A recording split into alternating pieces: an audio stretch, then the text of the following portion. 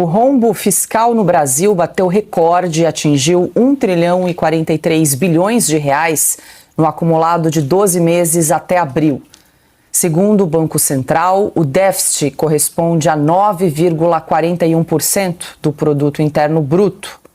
Assunto aqui para Carlo Cauti, para explicar aqui para a gente. Cauti,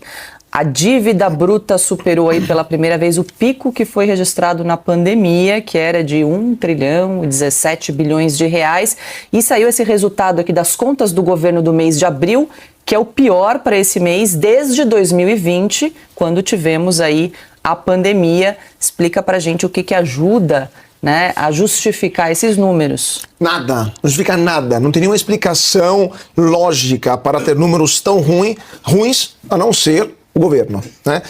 Estamos tendo uma situação das contas do governo, ou seja, aquilo que o governo toma do seu salário, toma dos seus gastos, porque tem imposto também no pãozinho que você compra, todos os impostos que tiram de você não são suficientes para pagar os gastos, as despesas, os salários faraônicos, as viagens para as pirâmides do casal presidencial, as mordomias, os jatinhos da FAB utilizados para ver jogos de futebol. Então, não é suficiente o tanto de impostos que tiram de você para financiar essa vida nababesca que eles estão vivendo lá em Brasília. Isso tudo cria um rombo nas contas públicas, que está sendo o pior desde a pandemia, só que não temos a pandemia, temos o Lula hoje, e isso acaba piorando a dívida do governo. A dívida do governo, para a gente ter uma ideia, é como se você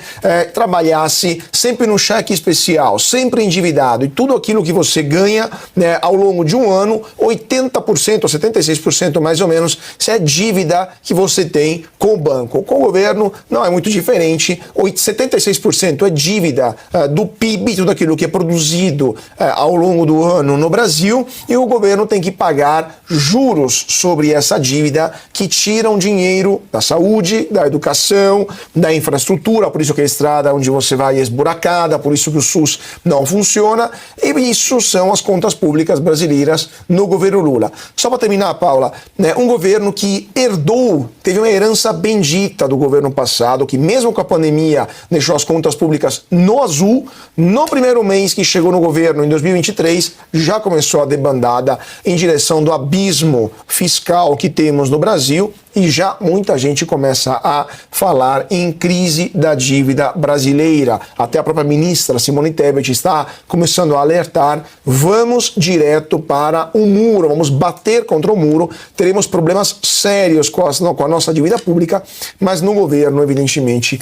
estão pensando que no Brasil está tudo bem, temos certeza jurídica, não fazemos nada na cada noite, o Brasil é o país que mais cresce, segundo o nosso presidente. Delírio